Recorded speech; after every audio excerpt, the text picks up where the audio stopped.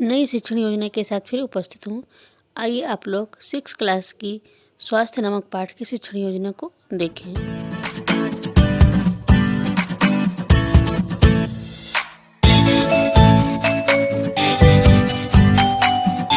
Six class की शिक्षण योजना के साथ फिर उपस्थित हूँ। विषय है गृह शिल्प, समय 40 मिनट। और इसको बनाने के लिए देखिए किन बिंदुओं पर ध्यान देना आवश्यक है। तो पहला है लर्निंग आउटकम। तो लर्निंग आउटकम आरंभ करने के पहले 4 कॉलम खींचेंगे। एक दिनांक का, दूसरा कक्षा, तीसरा विषय और चौथा समय। इसके पहले की शिक्षण योजनाओं में भी हम ये बात बता चुके हैं, लेकिन फिर भी एक बार रिपीट कर देती हूँ। तो इन 4 कॉलम खींचने के बाद फिर लर्निंग आउटकम पर आते हैं। लर्निंग आउटकम पहला है बच्चे नियमित दिनचर्या का पालन कर स्वास्थ्य के महत्व को समझ रहे हैं। दूसरा है स्वास्थ्य के नियमों को भली प्रकार जानेंगे। इसके बाद प्रकरण है स्वास्थ्य। शिक्षण सहायक सामग्री में दीक्षा ऐप पर उपलब्ध सामग्री अच्छे स्वास्थ्य को दर्शाता चार्ट पेपर, पाठ्यपुस्तक, चौक और डस्टर आदि। फिर शिक्षण अधिगम प्रक्रियाएं और गतिविधियाँ।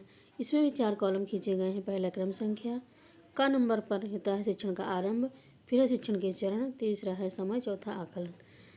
और अनुमानित समय है 5 मिनट। आकलन का तरीका प्रश्नोत्तर तथा सहभागिता रहती है। और इसमें देखिए शिक्षण के आरंभ में शिक्षिका कक्षा में प्रवेश करती हैं और बच्चों के साथ बातचीत करती हैं। पहला सुख निरोगी काया। शिक्षिका बताती हैं कि स्वस्थ शरीर अर्थात निरोगी काया ही सबसे बड़ा सुख है।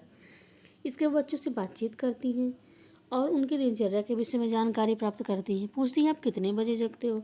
बच्चे जिस हिसाब से जो उठता है उसको उसी हिसाब से जवाब देता है। सोकर उठने के बाद क्या करते हो। बच्चे इसका विभिन्न प्रकार से जवाब दे सकते हैं। सोच जाते हैं अथवा ब्रश करते हैं, कोई भी संभावित उत्तर आ सकता है। फिर पूछते हैं नाश्ता कितने बजे करते हो। ये भी बच्चे अपने हिसाब से बताते हैं। फिर रात को कितने बजे सोते हो।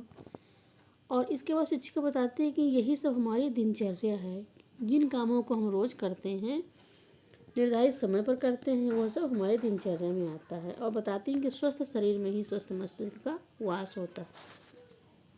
इस प्रकार शिक्षिका बताती हैं कि आज हम स्वास्थ्य नामक पाठ का अध्ययन करेंगे। और इसके बाद दूसरा चरण आरंभ होता है जिसका नाम है शिक्षण के मध्य। इसके लिए अनुमानित समय होता है 25 मिनट। यहाँ गलती से 5 मिनट लग गया है, 25 मिनट। और प्रश्नोत्तर है आकलन का तरीका।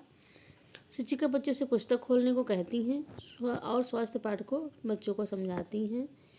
अनुकरण वाचन करवाती हैं बच्चों से और कहती हैं प्रातः उठना, शौचालय से निवृत्त होना, व्यायाम, स्नान, नाश्ता, स्कूल जाना, खेलना वगैरह आदि ये सब नित्य क्रिया में आते हैं, हमारी दिनचर्या हैं। शिक्षिका फिर पूछती हैं स्वास्थ्य किससे कहते हैं। बच्चे बताते हैं अच्छी सेहत। शिक्षिका कहती हैं कि सही बताया है। सु और अस्त मिलकर बिना है स्वस्थ शब्द।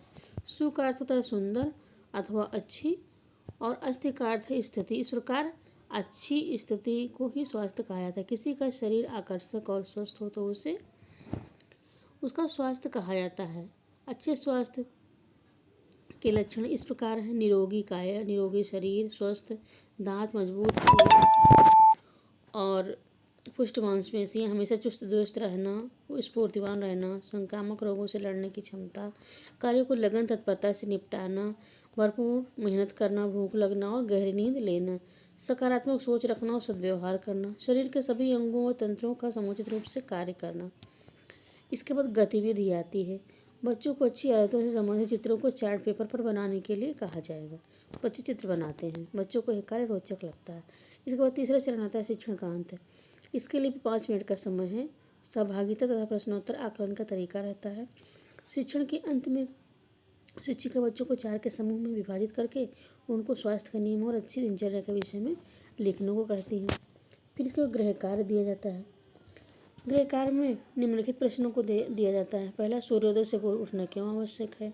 दूसरा है सुखी परिवार किसे कहते हैं। तीसरा है उत्तम स्वास्थ्य के लिए आप किन किन बातों का ध्यान रखेंगे। बच्चे कार्य को उत्तर पुस्तिका पर उतारते हैं। इसके बाद स्व आकलन का चरण आता है। स्व आकलन करने पर शिक्षिका पाती हैं कि बच्चों ने पाठ को समझ लिया है और पूछे गए प्रश्नों का उत्तर बता पा रहे हैं। इसके बाद आगामी कार्य योजना आती है और आगामी कार्य योजना में शिक्षिका नवीन शिक्षण योजना का निर्माण करेंगी, बच्चों को दिए गए कार्य की जांच करेंगी और बच्चों के मध्य कराई जा सकने वाली गतिविधियों पर विचार करेंगी। इस प्रकार यह शिक्षण योजना यहाँ पूरी होती है। आप सबका वीडियो देखने के लिए बहुत बहुत धन्यवाद। फिर मिलेंगे नई वीडियो के साथ, तब तक के लिए नमस्कार।